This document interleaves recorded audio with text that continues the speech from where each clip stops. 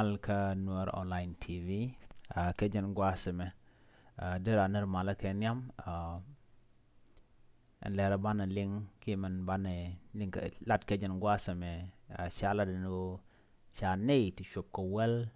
sha ka mush ka bot ka korum shitwo ka kwi hawk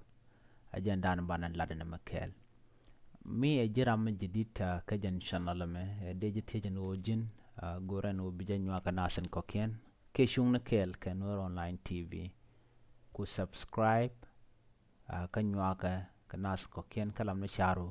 lam na ja ku nga pinga kor ka mishiler shijeling goron jin bijalak lam na video laki ko be jo ko nyodo no chung kel ka Noor Online TV shit kamen shaling an lar bana lat ke jan gwasame shala de no shinas tien hawk shikariam kanasen konen taka kak kan ray kurmo chala do shinedi shop ko wel shagamu ka bot dit an kurmo to ganas tila jiwok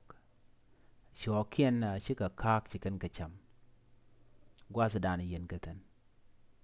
shokien shika kak chikan kacham anamo just lo atedinung kanasen kon tinta kak shala de no shok tene kenin ro re ka ne kien sham ken beltin konon chapis en gwasa mo te jikag ne sheka mo ka kech lo aj mi di de long chika kay kenasen konon te ko hok nasen konon ken o kien ken geyen en gwasa mo chukur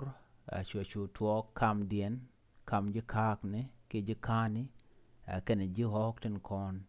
tin cho kien kak nene ko kien chikan gacham shanas tinta ka hok yogano loja gwasan biyan tina kuma sa Sudan kanana ho kunba ka kak ko aname shi chongano bo kun bika bel bikan ka shamala bel nene ko kien kana stick nas ka kwi bel mitela bel tela do me de na tegaja area ko motwo kare wacha ka leg state chala di nono jen do badanen to kre ga meten ke jen gwadana to koten mnyuno kanas di alan kon tinta ka hok de ko kende ken ketit tie de ken ketit ja o shikana den no kono de hok de ken nyinen ko kende ken kacham de ken ka ganga gwa ka domo gwana jen dungno ba hok ba ka lat ki ba ka pel buk kak bukan go cham ka jano kano ti wa chi kitene ka niro re kak ki re kan toto nyuno chicken kak chicken ka cham long ki chicken bel chicken gatu ene me chakoro mo chejeno en man gwada danen riam keten ki gwada dan doy karoten watal ma chi misha yot dungno chika rodian doch ka kene ki ka jen ajen moy kene shop ko wel ka bodo namaba ngwan jan ka kormenyi ko dungme kormenyi ba dar riumdi ki runen to ngwan dar kanak na me ajen la dan de yeling ka jan gwasmen o chinasen kontin laji hok chikin nyen ka nasen kontin laji kani ajen la dan de ko linga jan gwasme chuje paro jan o jin bichonkel ka Noor Online TV ki be subscribe ke bijala ken video ko gor bano mugiji modere agor bo la sharu membere shardu bija gor pin to ling lis ki to nore gor no jin bichon kel ken Noor Online te lo ide lo yen gwe dialan kon tin gor ka channel ma ko sposia biata kamal bye bye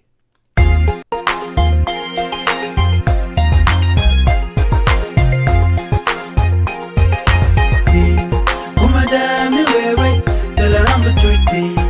tela ganmi bichuiti tela meti bulonti Madame wewe tela rambu chuiti tela ganmi bichuiti tela meti bulonti ner mala kenyam kanas tin lianka roine kan Noor Online TV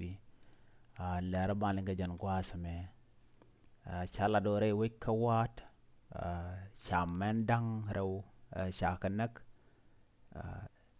tin jaslo at medita long kamandana shora lat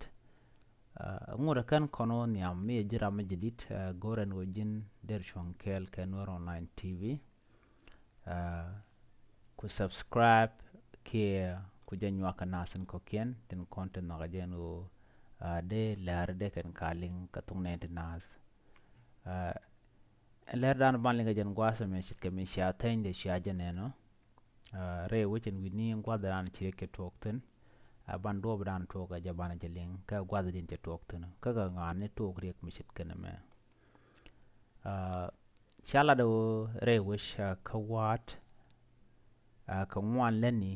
ki Thursday shaman dang ro shakanak ana stajal ka mach ka dio ka kanu nei to ka ngwane jani ki ka ngwane morleni ka nasin kon lat kariya kamo jabari kel re nas ngwane morleni shala no shikaman pasre dop ka shi ka nakare shin ka wunbil yan gwad dana nakan katan nakan man re shin ka wunbil re wich ka wat re duar kenyirol yan gwada danen shirya ka mocha tokten man dang ro te jalekan chaga nyuru ka dadop ka shwaga shunak an gwasma bo shala dano chika kwak mena to chikan kamaj chikan kwak don kon jalga men chikan kanang mnyodo tel mi chikan ban fin ka chikan yei man bo chikan kabat jaslam di long kaman shala da murlene ki japa canadian kana nishang telpak ka telekume so Sudan mete ka lang ki me kek tok dien ka kan pankien tekare we dien ka pibor ka tekan ka kwarba tibut ka che kwarkien chikarai ka ana mo kel mnyodo telangut ka re wicha ka so Sudan jaka murle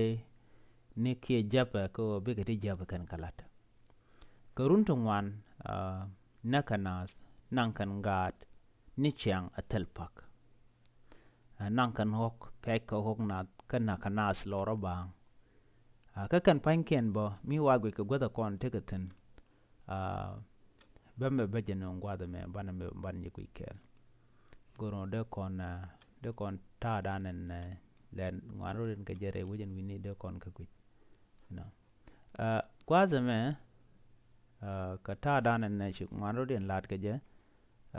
dene na me dene je kuj kel na me ajen map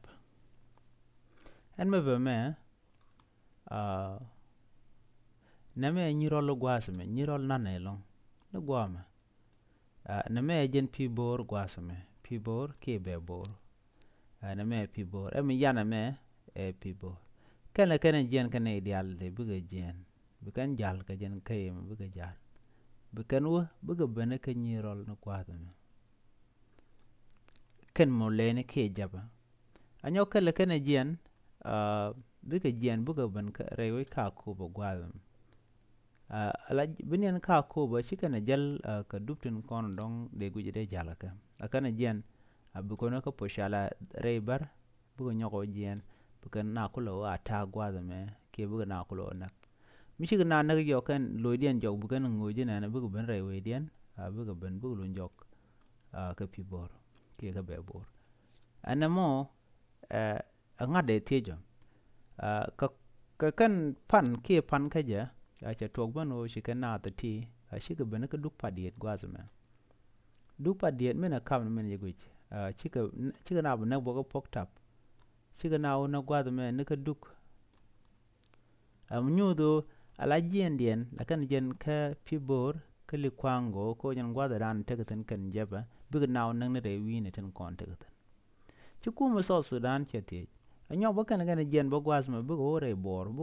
ko na naktan bo kan de tegen dial ne en ne ti shwale jaba kimurle angu me shaka teshone ka shaga jugo tin la jen ka bor ke ka tijja ka ngu me sha kuma dieno china ra ke je ka do mo de kan ngaje wo melet kan ne shang me jeng ne sha bu gwano bu kana sa nak loro bang gwana dial cha ka tie jenu tiladian ke tija gwata me ken reality akobo